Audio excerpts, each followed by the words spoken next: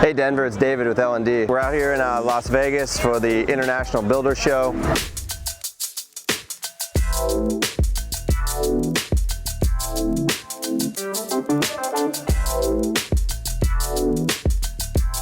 I think one of the pillars of what we try to do as a company is stay on the cutting edge from a building science standpoint, so we're building the best possible product in the most efficient way. And this is the biggest building show in the world, and so we're here for the next few days meeting with suppliers, building scientists, and everybody that's in this space, and trying to bring back to Denver relationships with people that can help better what we're trying to do. Accessory dwelling units, being a voice in that space in Denver especially. The way that we're living today is so much different than the way that it used to be. Hundreds of classes, hundreds of speakers, food, all of this stuff is just unbelievable. I don't know, you probably couldn't do it in any other place but Vegas or Orlando.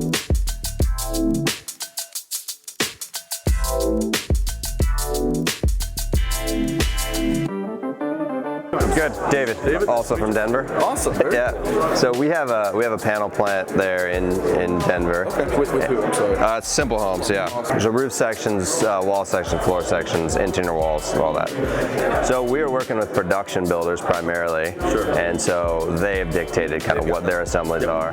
And then we have a design component in our company. And so we're working towards trying to do some more of the design to help design to manufacture. Instead of backing into existing kind of weird American designs. Yep.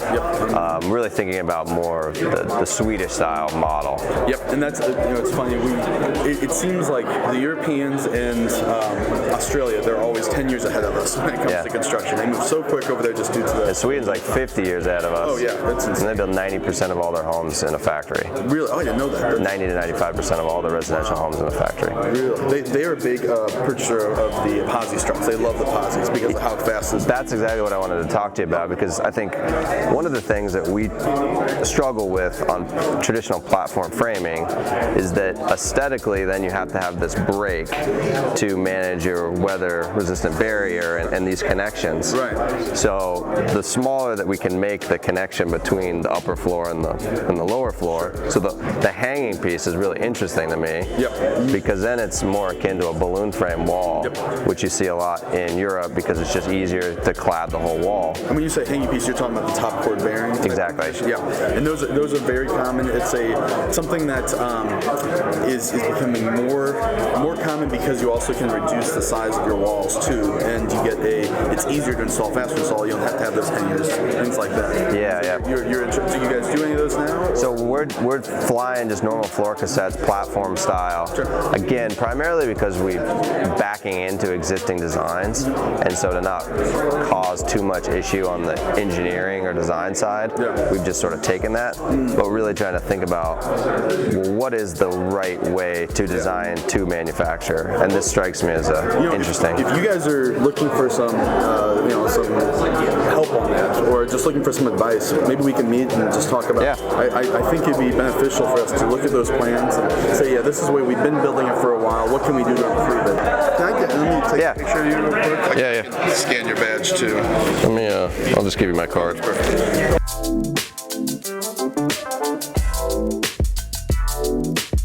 A lot of international folks here.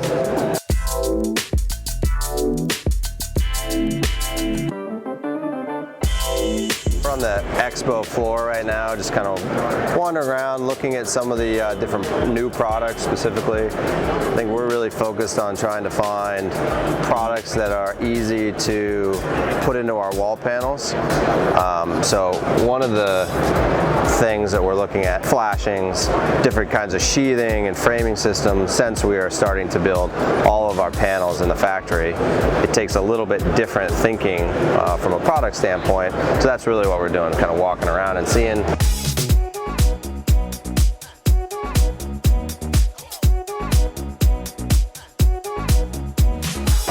Tile right on top of it. Pretty interesting. What's it made of, you know? Appears to be just like a plastic, but I think one of the reasons it's kind of interesting is that you can do these big tiles, which are becoming pretty popular. Instead of small mosaics, you do big slabs. So a good amount of people are interested in kind of the more monolithic look. On my front, it's interesting because I'm trying to think about how we continually kind of modularize and prefab what we're doing, and this takes out a lot of you can kind of do the best of a prefab shower bottom, which is that it's one piece and you don't have to worry about it leaking. And then if you wanted, this is kind of the next step. If you have a client that definitely wants tile and doesn't want a plastic or fiberglass bottom, then this would be a good kind of option for that.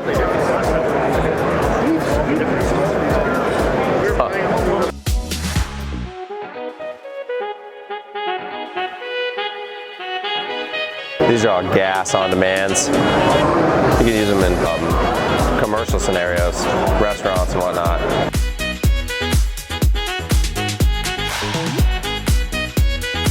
We start out with a 1/4-inch low voltage wire here. This could take a 1/4-inch plumbing pipe as well as...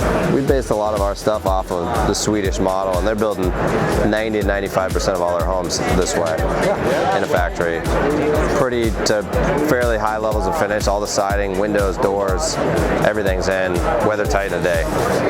So I agree with that. yeah. That's where we need to go. So that's been our pitch really from, at least initially, our initial value prop is just, let's get you weather tight in a day, because that's really the critical path to getting things done.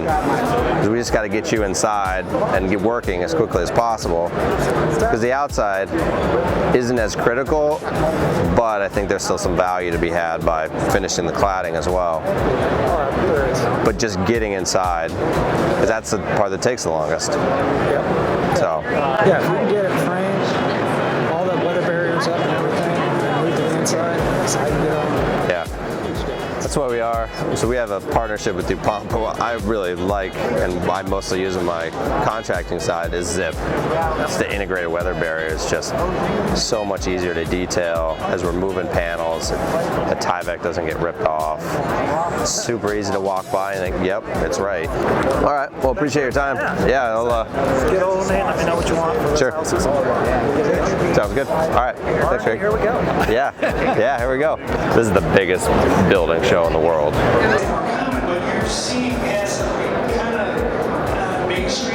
We're having, maybe not a recession, but I think we're having a slight correction where I live. So like in my area, average cost for new construction is $360. So how do you go from 180 to 360? There's nothing in the middle. You know, we're a small company, and I know lots of talented people doing cooler things than us, but we market a great deal about what we do, and so. So I'm a builder in Denver. Yeah, I love Denver.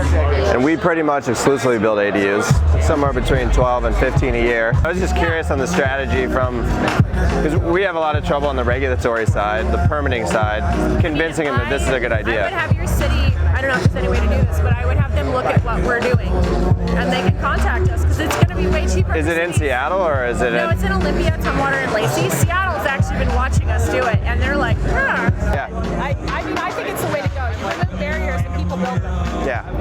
Cool. Yeah, nice to meet you too. So we just finished up with a Builders Under 40, little mixer. They had a live event and then a little networking after that. And then I'm just going back over to the systems area where they talk more about manufacturing and that. They have another kind of happy hour. That's generally how these things work. You mix on the expo floor and then everybody gets together for additional networking. So really for us, it's just beginning. We'll spend basically the rest of the night talking to the people that we met today in a less formal way, creating relationships so that we can bring their systems back, or if we need help, it's a way to really create these relationships. Tomorrow we'll be back at it. Tomorrow is the end, so for us it's really about seeing the last few vendors that we want to see, and then we'll kind of put a wrap on this and really try to implement what we've learned here. Seen it a couple times, but it's essentially a precast concrete tilt-up wall. So we're at day 3 IBS, and we're just going around to a few last booths and talking to some people. One of the ones that I really wanted to talk to is this company called Nakamoto Forestry. They're out of Portland. Their product is produced in Japan and then shipped here. It's a really cool product that we're starting to see a lot more in our marketplace. It's a heat-treated cypress wood that you can either install vertically or horizontally. And as you can see back here, you just got various different colors from a kind of really what looks more burnt. This is something that will last, according to the owners here, 50 years without having to do anything to it. And after 50 years, you'll start to get some patinaing, and then there's just various derivations. But this is the most durable and hardy one. I think it fits well aesthetically. We're starting to see, we're not starting, but we have seen really the contrasting of different colors. So we see a lot of whites and blacks, so this really fits into that. We're also starting to see more real wood products on the outside of houses. For a long time it was hardy or LP or metal only, and now we're actually starting to see more combinations of steel and wood products. Aesthetically it looks good, it stands up to the weather, and then but it's also good for the environment, or better for the environment.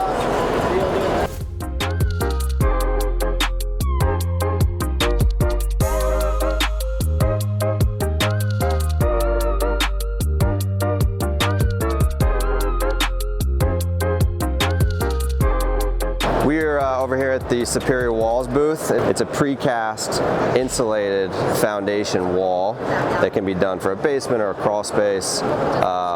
Pretty much anywhere where you use a concrete, you can use this system. And it's very similar to the idea of what we're doing on the panelized wall side. So essentially what it is, it's a kind of a twin T sort of formation of concrete with this EPS, and then the blue is the dowel board that is in between each stud. Then you have a steel stud attached to each, so you can attach your drywall. They've got holes moving across and through the studs, so you can run all your wiring. They also have a good amount of customization can happen on these. So if you need a plumbing pipe or a radon pipe to come up through the top plate, you can give them a model that shows where that goes, and they can build that in.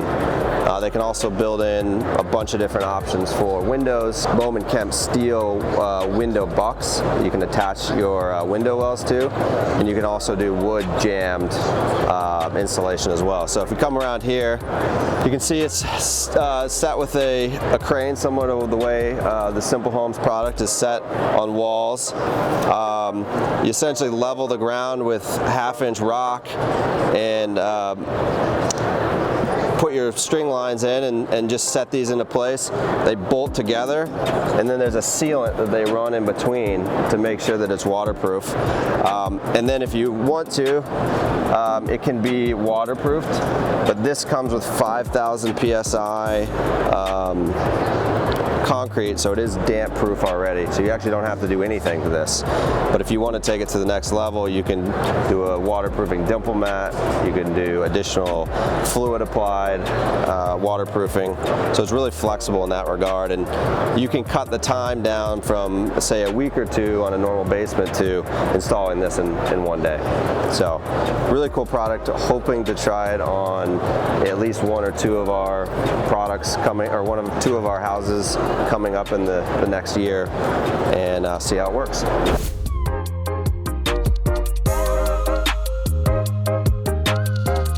Just left the Panasonic booth, and we use a lot of Panasonic products for primarily indoor air quality, bath fans, ERVs, stuff like that.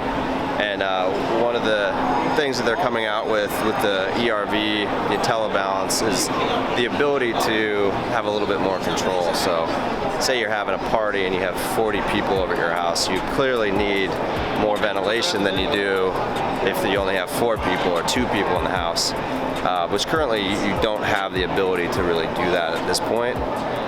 You'd have to actually crawl up wherever, find your ERV and move the dials. This makes it so you have essentially a party mode.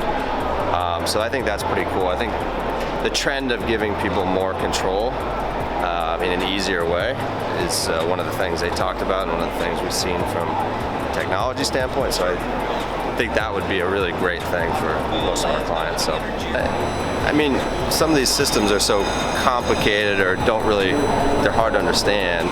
The more